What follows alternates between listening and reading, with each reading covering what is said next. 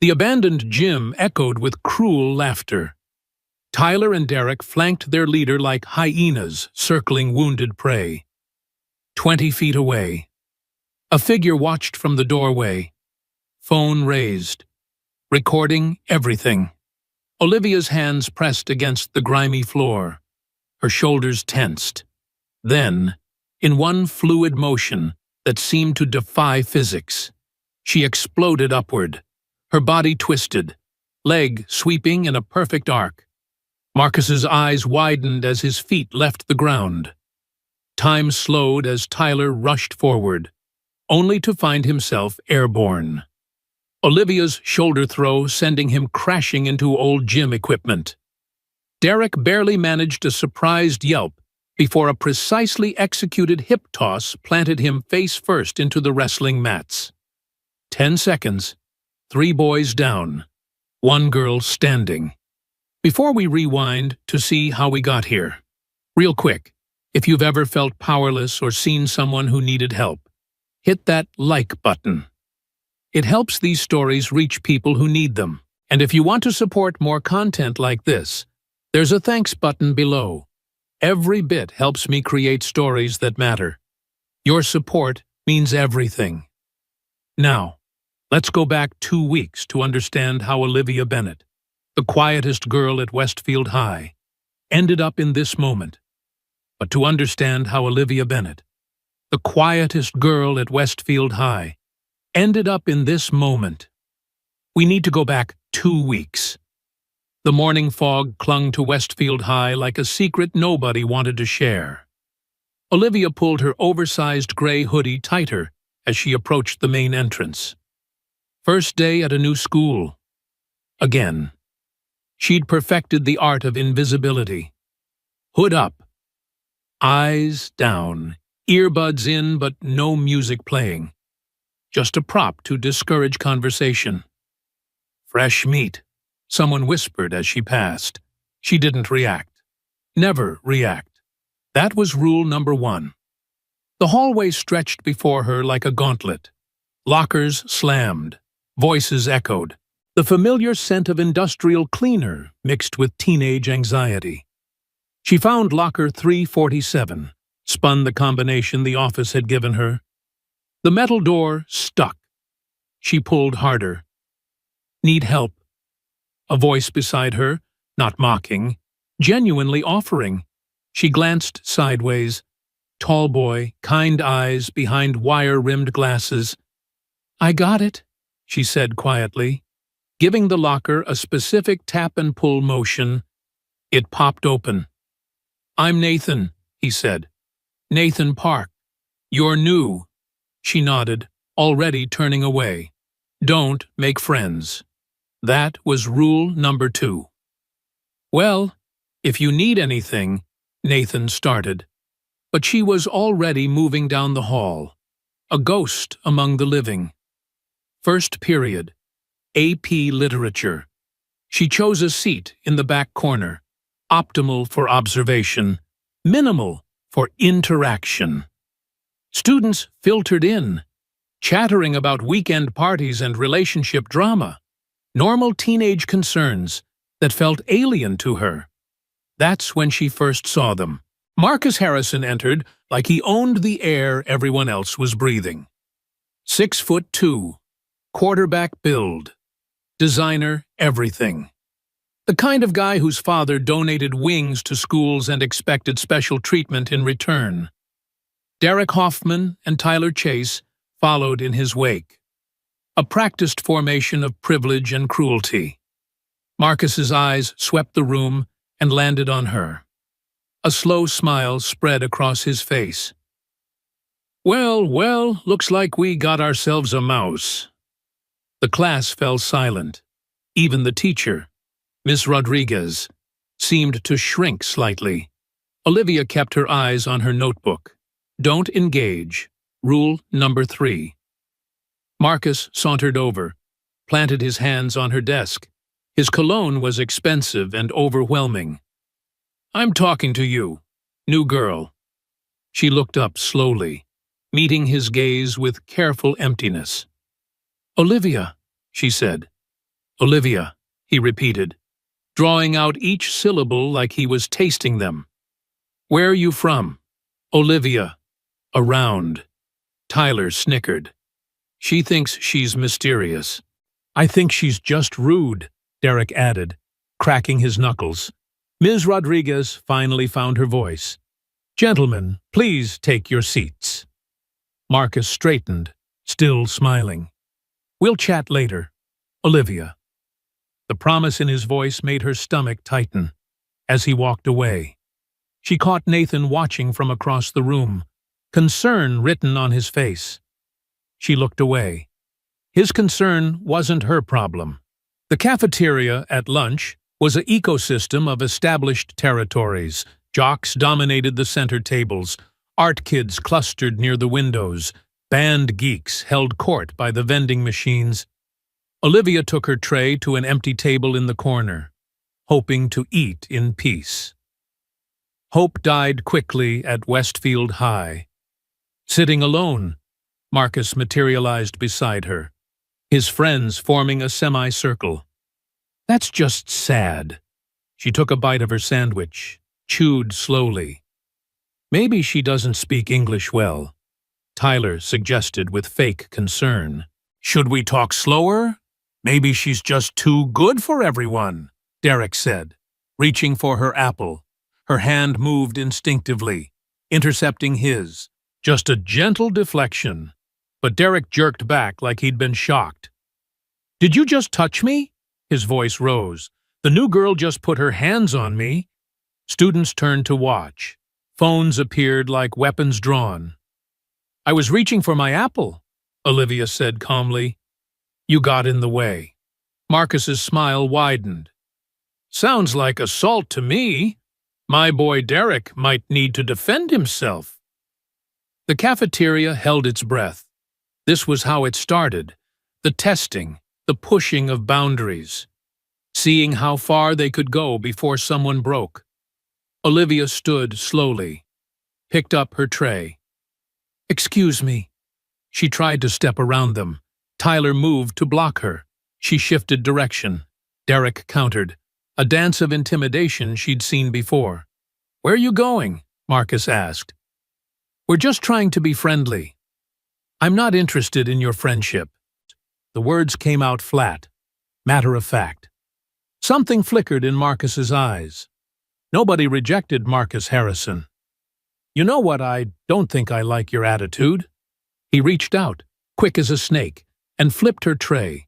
Food splattered across her hoodie, apple rolling across the floor. The cafeteria erupted in gasps and nervous laughter. Olivia stood perfectly still. Ketchup dripped from her sleeve. Mac and cheese clung to her front. Her hands hung loose at her sides. But Nathan, watching from 2 tables away, noticed how her fingers curled slightly, then relaxed. Curled and relaxed, like she was gripping something invisible. Oops, Marcus said. Clumsy me. For a moment, something shifted in Olivia's eyes. A flash of something dangerous, quickly suppressed. When she spoke, her voice was eerily calm. Accidents happen. She walked away, leaving them standing there. The cafeteria buzzed with whispers. Did you see that Victoria Chen, the student body president, whispered to her friend? She didn't even flinch. Weird, her friend replied. Who doesn't react when Marcus Harrison targets them? In the bathroom, Olivia cleaned her hoodie with paper towels. Movements efficient and practiced. Her reflection stared back. Dark hair. Hazel eyes that gave away nothing. She'd been pretty once, before she learned that pretty drew attention and attention drew trouble. Her phone buzzed. A text from her mother. How's the first day going? Sweetie, she typed back. Fine. Another lie to add to the collection. The harassment escalated with mathematical precision. Day 2, her notebooks knocked from her desk in every class. Day 3, anonymous notes in her locker with crude drawings and cruder words.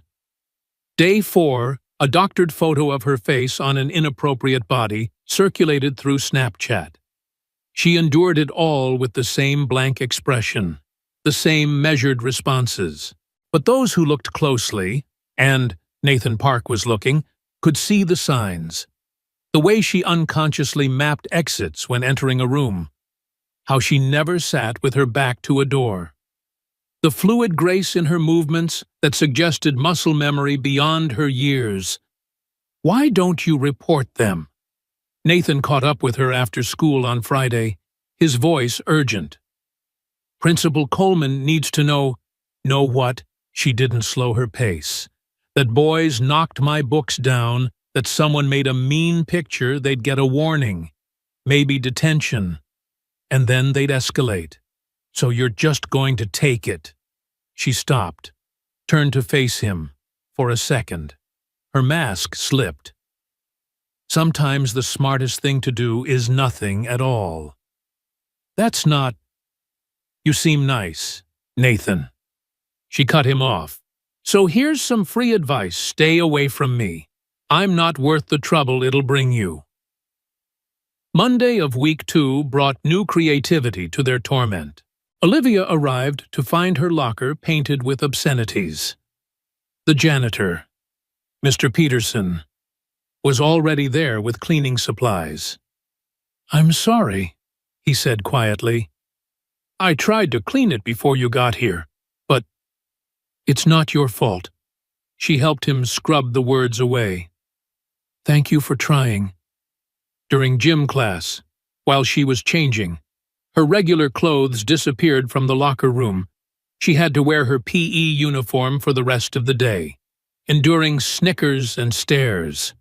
Marcus made sure to bump into her between every period, each time a little harder. Cute outfit, he'd say. Really shows off those chicken legs. By Wednesday, even teachers were noticing the pattern. Mr. Garrett, the history teacher, kept Olivia after class. Is everything all right? He perched on his desk, genuine concern creasing his forehead. I've noticed some tension with certain students. Olivia shouldered her backpack. Everything's fine, Mr. Garrett. Because if someone is bothering you, they're just being boys. The words tasted bitter. Isn't that what everyone says? Mr. Garrett's face darkened. Not everyone, and not in my classroom. If you need, I need to get to my next class. She moved toward the door. But thank you. Thursday afternoon. The gym was mostly empty after school. Just a few students shooting hoops at the far end. Olivia had discovered the weight room was usually deserted at this time. She could work out in peace, burn off the frustrated energy that built up from maintaining her facade all day. She was in the middle of her routine when they found her. Well, well, Marcus's voice echoed off the concrete walls. Little Mouse thinks she's a lion. They'd entered through the equipment room door, Tyler flipping the lock behind them. The main gym doors were on the other side of the building. No quick exit. Yoga, Derek laughed, misreading her stretching routine. That explains why you're so zen about everything. Olivia straightened slowly, cataloging distances and obstacles. 3 opponents. Marcus at 12 o'clock. Derek at 4. Tyler at 8. Basketball rack to her left. Weight bench to her right. We just want to talk, Marcus said, picking up a basketball. Get to know you better. He threw the ball without warning. Hard. She twisted, letting it whistle past her ear. Oops! Tyler grabbed another ball. Butterfingers. This one came at her ribs. She deflected it with her forearm, the impact stinging but controlled. Derek already had a third ball ready. Stop! Her voice carried a warning they were too amped up to hear. Or what? Derek launched his throw. This time she didn't dodge. She caught it. The slap of leather on palms echoing sharply. The boys paused, surprised. She's got reflexes, Tyler admitted. Lot of good they'll do her, Marcus said, advancing. Olivia dropped the ball. Let it bounce away. I'm leaving now. No, Marcus blocked her path. You're not. See, you've been disrespecting us since day one, acting all high and mighty, like you're better than everyone. I just want to be left alone. And I want a lot of things. His voice dropped, turned ugly. But we don't always get what we want, do we? My dad taught me that. Taught me that people need to know their place. Something shifted in Olivia's expression. Your dad sounds like he's afraid of strong women. The words hung in the air like a challenge. It was the first time she'd truly talked back, and the effect was immediate. Marcus's face flushed red. What did you say? You heard me? She stood straighter. Bullies are just cowards in disguise, and cowards are usually made, not born. So, what made you? Marcus' daddy not hug you enough, or did he hug you with his fists? Derek and Tyler exchanged uncertain looks. They'd never heard anyone talk to Marcus like this. Marcus stepped closer, fists clenched. You don't know anything about me. I know enough. Her voice stayed level. I know you target people you think can't fight back. I know you travel in a pack because you're scared to stand alone. I know that every cruel thing you do is just you trying to feel powerful because deep down, you feel powerless. Shut up. Hit too close to home, Marcus snapped. His hand shot out, grabbed her shoulder, spun her toward the wall. I said, shut. What happened next was too fast for Derek and Tyler to fully process. Olivia's hand came up, gripped Marcus's wrist. Her body pivoted, using his momentum against him. His feet left the ground as she executed a perfect shoulder throw, sending him crashing onto the gym mats. He lay there, gasping, wind knocked from his lungs.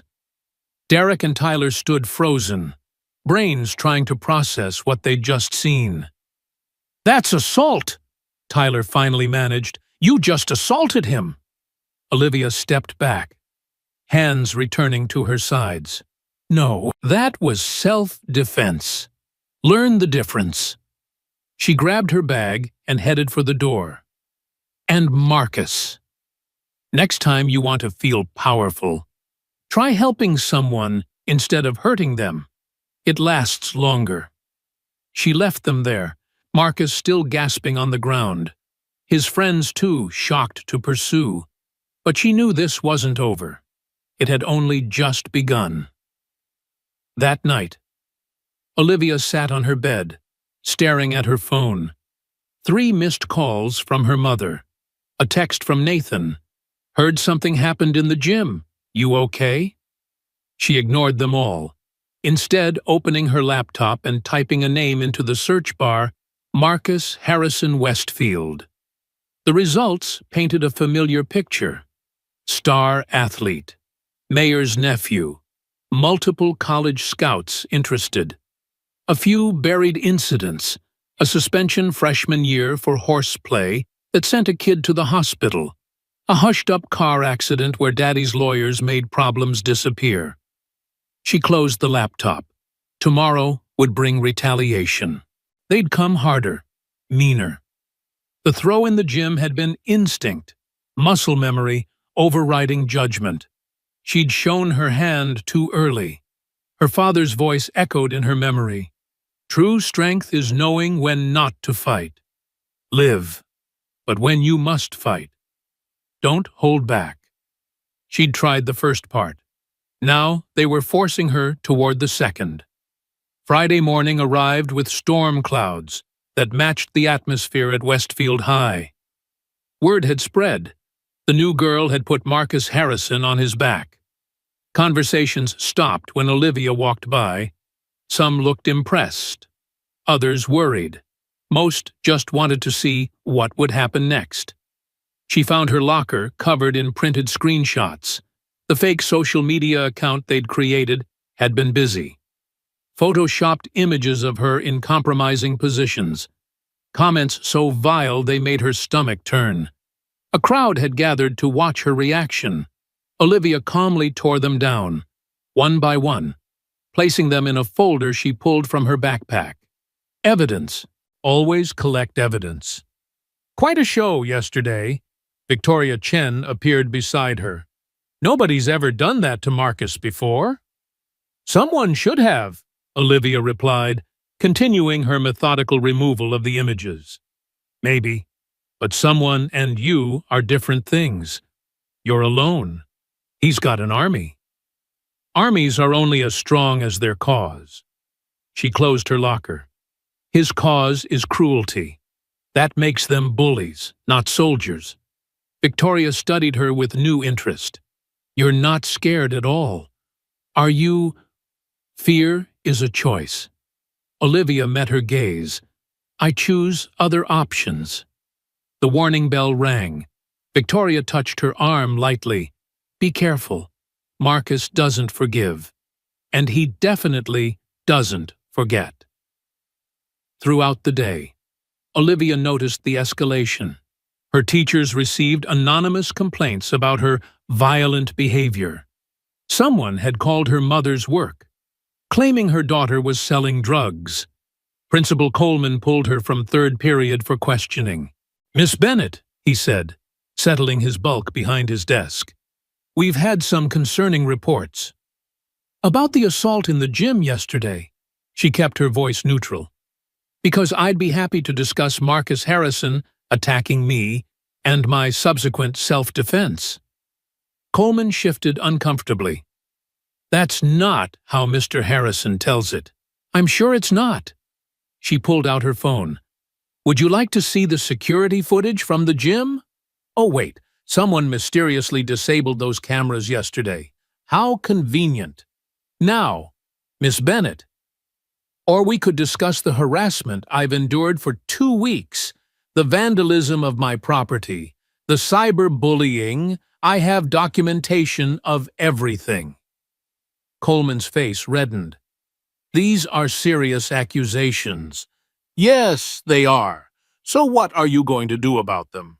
He shuffled papers, avoiding her eyes.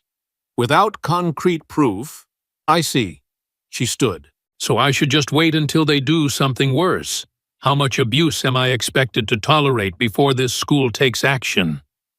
Nobody said, you didn't have to. She moved to the door. Your silence says everything. But let me be clear. Principal Coleman, I will defend myself. And when I do, remember that you had the chance to prevent it. She left him sweating in his chair. By lunchtime, the atmosphere was electric. Marcus held court at his usual table, surrounded by teammates and sycophants. A white bandage decorated his forehead, an exaggeration of whatever minor injury he'd sustained. Olivia took her usual corner seat. But this time, she wasn't alone. Nathan sat down across from her, followed by a few other students she recognized but had never spoken to. You don't have to do this, she told Nathan. Yeah, I do. He unpacked his lunch with determined movements. Someone has to stand up to them. That someone doesn't have to be you. Maybe it needs to be all of us. A girl named Jasmine spoke up. They've terrorized this school for years. Maybe you're the catalyst we needed. More students drifted over. Not many. Most were still too afraid. But enough to make a statement. Olivia found herself at the center of an unlikely alliance. Marcus noticed. His expression darkened as he watched his kingdom show its first cracks. After school. Olivia walked to her car to find all 4 tires slashed. A note under the windshield wiper. This is just the beginning. She sighed, pulling out her phone to call for a tow. As she waited, Coach Anderson approached. The older woman moved with the careful grace of someone who'd spent decades in athletics. "Olivia Bennett," she said. It wasn't a question. "Yes, I know that name." The coach studied her intently. "You wouldn't happen to be related to James Bennett, would you?" Olivia's guard went up. "He was my father." "Was?" Coach Anderson nodded slowly. "I'm sorry for your loss. He was a good man. Great instructor, too. I attended one of his seminars years ago." "Thank you. He taught you, didn't he?" She gestured at Olivia's stance. "I can see it in how you carry yourself. The discipline, the control. He taught me many things, including when not to use what you know." It wasn't a question. "That takes more strength than any technique." The tow truck arrived, saving Olivia from further conversation. But as she rode home, Coach Anderson's words echoed. Her father had taught her to be a warrior, but he'd also taught her to be wise. The weekend brought no respite. Her social media, what little she had, was bombarded with messages. Someone had posted her mother's work address. They'd found her previous school records, twisting her history into ammunition. But they'd also made a mistake. In their eagerness to dig up dirt, they'd revealed their own digital footprints. IP addresses, timestamp patterns, enough for someone who knew what to look for. Sunday night, Olivia made a decision. She couldn't keep playing defense. Tomorrow, she'd give them one last chance to walk away. After that, well, her father had taught her about that too. Monday morning came too soon. Olivia arrived early. Before the buses, before most teachers, she had preparations to make. In her locker, she placed a small digital recorder. In her backpack, a camera with motion activation. She wasn't looking for a fight, but she'd be ready if one found her. The morning passed with unusual quiet. No encounters in the hall, no accidents in class. Even lunch was peaceful. It made her nervous. Predators were most dangerous when they were planning. The note appeared in her locker after 6th period. Simple, direct, old Jim, after school. Come alone, or everyone sees the real photos we took. She knew it was a trap. They all knew it was a trap. But sometimes, to end things, you had to walk into the trap and break it from the inside. Nathan caught her arm as she headed for the old wing. "Don't go, please. Whatever they're planning has to end." She gently removed his hand. "One way or another, this ends today. Then I'm coming with you." "No," her voice carried finality. "But do me a favor in exactly 20 minutes. Tell Coach Anderson where I went." "Olivia, 20 minutes, Nathan. Promise me." He nodded reluctantly. She squeezed his shoulder. The first real physical contact she'd initiated with anyone at school, and walked toward whatever waited in the old gym. The abandoned wing smelled of dust and forgotten dreams. Trophy cases lined the walls, celebrating victories from decades past. Her footsteps echoed on worn linoleum. The old gym doors stood open. An invitation. A challenge. She entered. They were waiting. Of course. Marcus in the center, Derek to his right, Tyler to his left, classic intimidation formation. The doors swung shut behind her with a final-sounding thud. "Glad you could make it," Marcus said. His voice echoed in the empty space. "We have some unfinished business." Olivia set down her backpack, careful to angle it so the hidden camera had a clear view. "We really don't." "See? That's where you're wrong." He stepped forward. "You humiliated me in front of everyone. That has consequences. So does assault. So does harassment. So does stalking." She kept her voice level. "Your choice which consequences you want to face." Derek laughed. "You hear that she thinks she has choices here." "Everyone has choices," Olivia replied. You're making yours right now, and you'll have to live with them. Enough talk. Tyler moved to flank her. Time to teach you some respect. I'm giving you one chance, Olivia said, her voice dropping to barely above a whisper. Walk away. Now, all of you. And this ends. Marcus stepped closer, close enough that she could smell the energy drink on his breath. Or what are you'll throw us again? There's 3 of us this time, and no one's coming to save you. I don't need saving. She shifted her weight slightly, finding her center. But you might. What happened next would be dissected in hushed conversations for months. 3 boys, all athletes, all bigger than her. One girl who'd been pushed too far. They thought they were hunters. They were wrong. The silence stretched between them like a rubber band about to snap. Marcus's fist clenched and unclenched. Derek rolled his shoulders. Tyler's breathing quickened.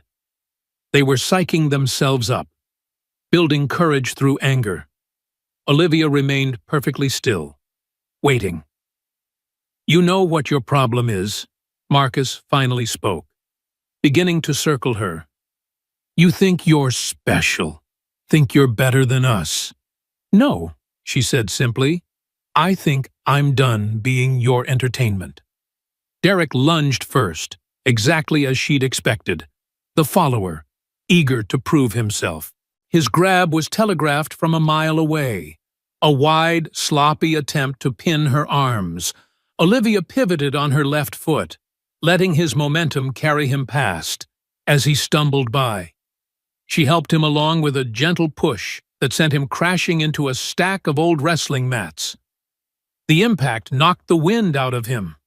Derek, Tyler started forward, but stopped when Olivia shifted to face him. That's one, she said calmly. Who's next? Marcus's face contorted with rage. Get her, both of you. Tyler came in low while Derek, recovered but angry, charged high. A coordinated attack that might have worked on someone else. Olivia dropped her center of gravity, caught Tyler's rushing form with a perfect hip throw, harai goshi. He flew over her hip, landing hard on his back. In the same fluid motion, she transitioned into a spinning foot sweep that took Derek's legs out from under him. 2 bodies hit the ground within a second of each other. That's 2 and 3, she counted. Are we done? Marcus stood alone now, his confidence evaporating as his friends groaned on the floor. You can't. I can. I have. And I will continue to defend myself. She took a step toward him. He backed up. You wanted to know what I am. Marcus, I'm someone who gave you every chance to be better. And you threw each one away. This is assault, his voice cracked. My dad will... Your dad will what? Nathan's voice echoed from the doorway. He stood there with his phone raised, recording everything. Continue enabling your behavior. Blame everyone else for your choices. Coach Anderson appeared beside Nathan, along with Principal Coleman and 2 security guards. They took in the scene, 3 boys on the ground, 1 girl standing calmly in the center. Miss Bennett? Coleman started, but Coach Anderson cut him off. I've seen enough. She pulled out her own phone, showing a video. I've been recording from the equipment room for the last 10 minutes. These boys attacked Miss Bennett. She defended herself with minimum necessary force. Minimum force, Derek wheezed from the floor. She threw us around like rag dolls. You're conscious, aren't you? Coach Anderson's voice was sharp. You're talking. Nothing's broken. Trust me. If Olivia Bennett wanted to hurt you, you'd be leaving in ambulances. Principal Coleman finally found his voice. Everyone to my office. Now. As security helped the boys to their feet, Marcus locked eyes with Olivia. This isn't over. Yes, she said firmly. It is. The principal's office had never felt smaller. Parents were called. Stories were told. Videos were reviewed. Mrs. Harrison arrived in a whirlwind of designer clothes and indignation, demanding Olivia be expelled immediately. "Your son attacked me," Olivia stated calmly when it was her turn to speak. "After 2 weeks of documented harassment, I have photos of my vandalized property, screenshots of cyber-bullying, witnesses to physical assault. I defended myself when 3 athletes cornered me in an isolated location." "She's lying!" Marcus shouted, but the videos said otherwise. Mr. Harrison arrived next, his face a thundercloud. "This is ridiculous. Boys will be boys. A little roughhousing. Is that what you call it?" Olivia's mother had arrived, and her voice could have cut glass. "When 3 young men corner a girl alone, when they coordinate an attack, that's just roughhousing to you, Mrs. Bennett, Ms. Chen," her mother corrected. "And I'm done listening to excuses. My daughter has shown remarkable restraint. She could have pressed charges weeks ago. She could have seriously injured your son and his friends today. Instead, she used exactly enough force to stop the attack." Coach Anderson spoke up. "I'd like to add some context. Olivia Bennett is a nationally ranked junior judo champion. Former nationally ranked. She hasn't competed in 2 years. Everyone turned to look at Olivia. "Why did you stop competing?" Principal Coleman asked. Olivia was quiet for a moment. Then, "Because I hurt someone. 3 someones, actually. They were attacking a younger student at my previous school. I intervened. They ended up hospitalized." The room fell silent. "It was ruled self-defense," she continued. "But I made a promise to myself and my parents. No more competitions, no more fighting unless absolutely necessary. I spent 2 weeks letting your son torment me because I was trying to honor that promise." She looked directly at Marcus. "Do you understand now? Every day you pushed me, I could have ended it.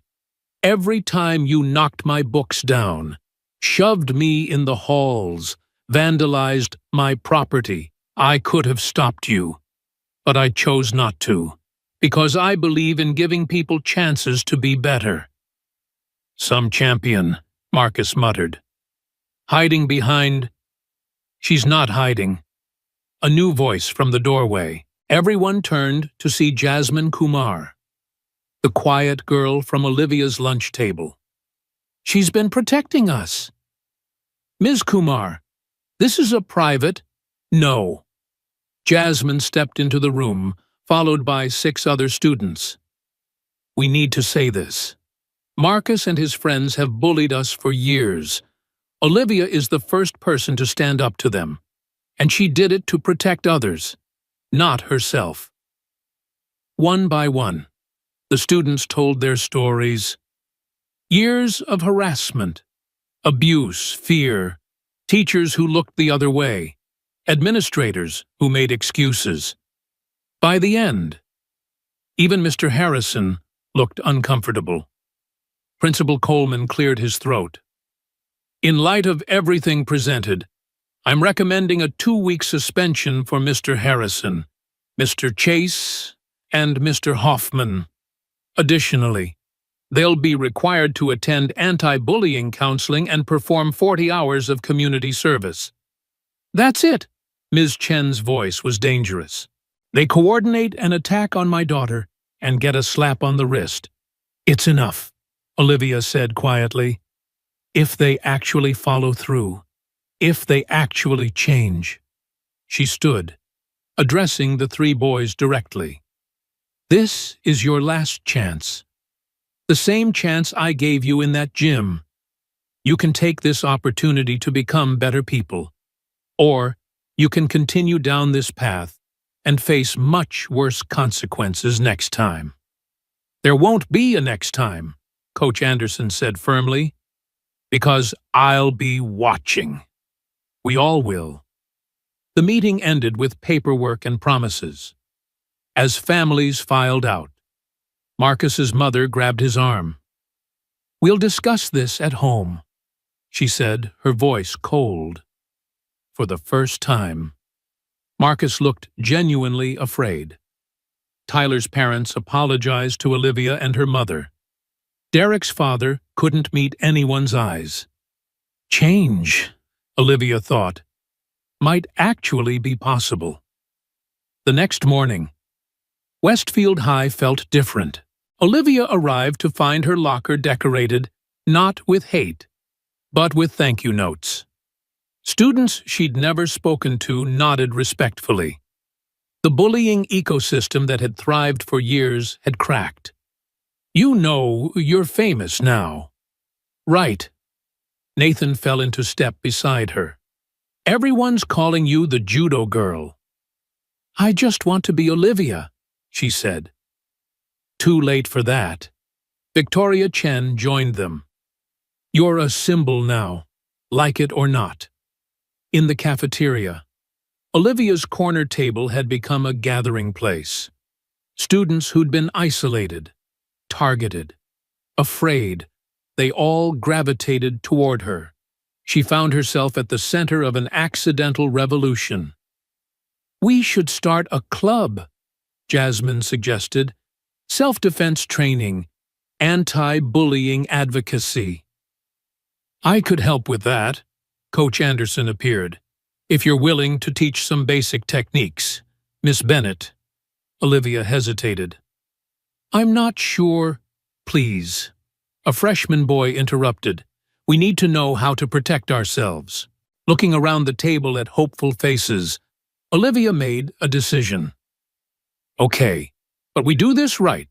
Self-defense is a last resort. First, we learn confidence, we learn to use our voices, we learn to support each other." The club was approved within a week. 30 students signed up immediately. They met in the wrestling room. Learning not just physical techniques, but mental ones.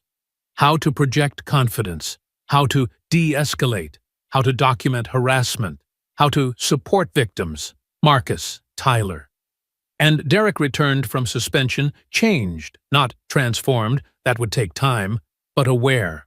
Marcus especially seemed subdued, avoiding eye contact with everyone. Word spread that his parents had separated, his father's temper finally pushing his mother too far. One day, Olivia found a note in her locker. Marcus's handwriting, "I'm sorry for everything. You were right about my dad, about me. I'm in therapy now, working on being better." She didn't respond, but she didn't throw it away either. People could change. Sometimes they just needed their world shaken hard enough to see the cracks. Months passed. The self-defense club grew. Other schools heard about Westfield's transformation and invited Olivia to speak. She declined most invitations. She was a student, not a celebrity.